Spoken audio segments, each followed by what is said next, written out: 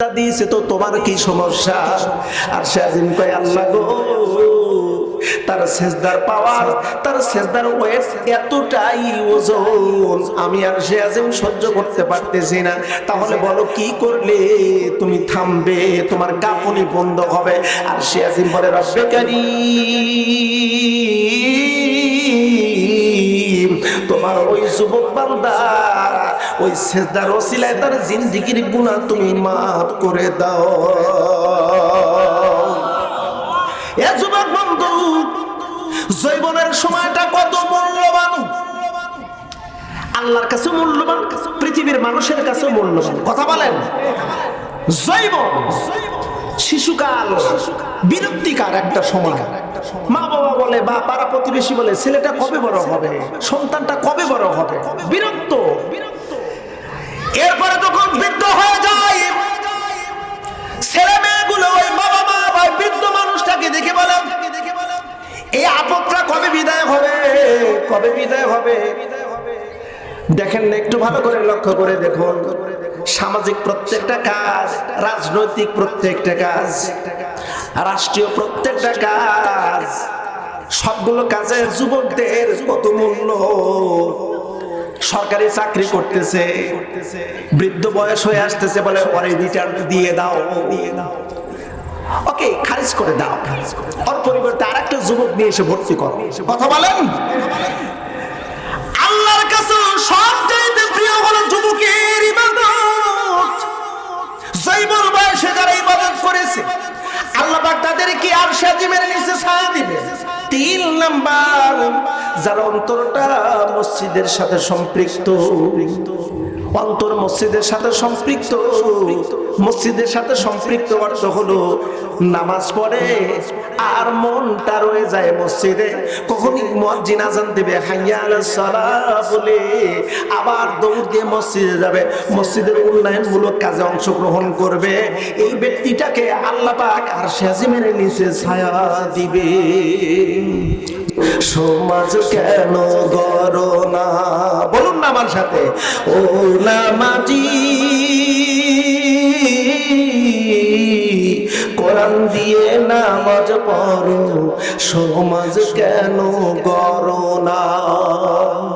নামাজের ভিতরে আপনি যা তেলাওয়াত করবেন, সূরা তেলাওয়াত যা করবেন, প্রত্যেকটা বিধান বাস্তবায়ন করতে হবে। কারণ আল্লাহ পাক বলেছেন আকিমুস সালাম, নামাজ প্রতিষ্ঠিত করো। আমি অনেক মুফাসসিরকে জিজ্ঞেস করেছি, অনেক আলেমকে জিজ্ঞেস করেছি, উত্তর দিতে পারে নাই, সঠিক উত্তর দিতে পারে নাই, ব্যর্থ হয়ে গেছে। আকিমুস সালাম, নামাজ প্রতিষ্ঠিত করা একটা জিনিস, আর নামাজ আদায় করা আরেকটা জিনিস। নামাজ আদায়ের ব্যাপারে কোরআনুল কারীমের 2 জায়গায় উল্লেখ আছে, ফাইদা কুদিয়াতিস সালাহ ফান্তাশিরু ফিল আরদ ওয়াবতাগু মিন ফাদলিল্লাহ। নামাজের সময় যখন হবে নামাজ আদায় করো, নামাজ আদায় করে বের হয়ে পড়ো, জমিনে ছড়িয়ে পড়ো আল্লাহর অনুগ্রহ তালাশ করার জন্য। এরকম ভাবে 2টি আয়াত আছে। আর নামাজ প্রতিষ্ঠিত ব্যাপারে 82 থেকে 84 বার আল্লাহ পাক বলেছেন। একটু আল্লাহু আকবার বলা যাবে? নামাজ প্রতিষ্ঠিত কি? নামাজ প্রতিষ্ঠিত হলো নামাজে যা সমাজে বাস্তবায়ন করতে হবে তা।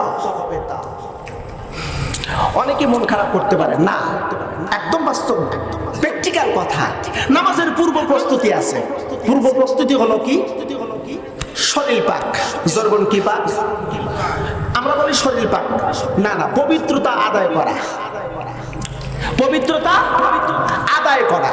পবিত্রতা 2 প্রকার, একটা হলো বাহ্যিক আর একটা হলো আত্মিক।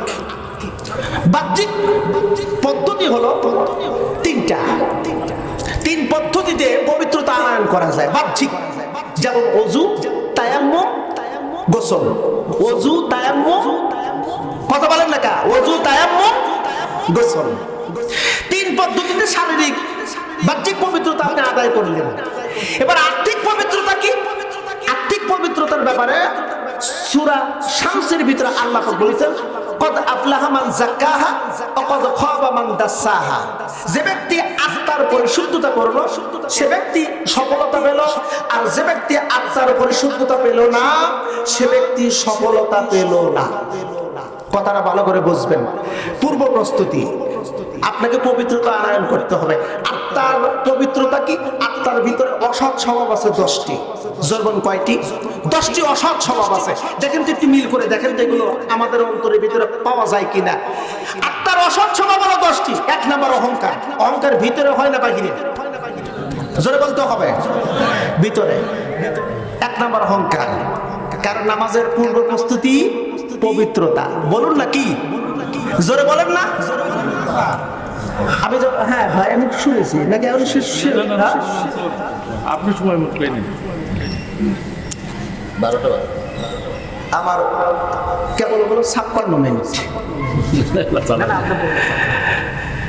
আলোচনা শেষ করে দেবো। খুব গুরুত্বপূর্ণ বিষয়। হয়তো আর কোনোদিন আসতে নাও পারি, তবে কথাগুলো একটু লিখে রাখেন। একদল নামাজি কেন জাহান্নামী হবে, এটা একটু লিখে রাখেন। নামাজিও জাহান্নামে, নামাজ পড়ে 5 ওয়াক্ত তাহাজ্জুদ সবকিছু করবেন, জাহান্নামী হবে। কেন হবে লিখে রাখেন। পবিত্রতা হলো নামাজের পূর্ব প্রস্তুতি। শারীরিক পবিত্রতা আপনি আনয়ন করলেন, কিন্তু আত্মিক পবিত্রতার 1 নম্বর হলো অহংকার। 1 নম্বর অহংকার। আপনি অহংকার নিয়ে যদি নামাজে দাঁড়ান, আপনার নামাজ হবে। অহংকার আসে 4 কারণে। হাদিসের কথা, আমার মুখ বলাটি কথা না। অহংকার আসে 4 কারণে। 1 নাম্বার কারণ হলো, যার যত ইলম বেশি তার তত অহংকার বেশি। 1 নাম্বার আলেমের দিকে নিসবত করা হয়েছে। আমরা বাংলার জমিনে সব আলেম দেখেছি অহংকার দিয়ে ভরা। 1 নাম্বারে হলো আলেম দোষী। যার যত ইলম বেশি তার তত অহংকার বেশি, নাম্বার 1। নাম্বার 2 হলো, যার যত সম্পদ বেশি তার তত অহংকার বেশি নাকি কম? 2-4 জনের মার যত টাকা লাগে আমি দেব। 3 নাম্বার হলো, যার যত ক্ষমতা বেশি তার তত অহংকার বেশি। ক্ষমতা আবার 3 প্রকার: শারীরিক ক্ষমতা, বংশীয় ক্ষমতা, আর দলীয় সরকারি ক্ষমতা। আমার সরকার পাওয়ারে মা 2-4টা। কথা বলেন, কথা বলেন, কথা বলেন। 4 নম্বর হলো, যার যত সৌন্দর্য। মহিলাদের দিকে বলা হয়েছে যে যত সুন্দরী, কুৎসিত কদাচার মহিলাদেরকে দেখলে নাক ছিটকায়। 4টা কারণে অহংকার আসে। অহংকারের আলামত হলো 70টি। ও মুসলিম ও নামাজি, আপনার পূর্ব শর্ত হলো, নামাজের পূর্ব শর্ত পবিত্রতা হওয়া। আপনি ওযু করলেন, তায়াম্মুম করলেন, গোসল করলেন, বাহ্যিক পবিত্রতা হলো।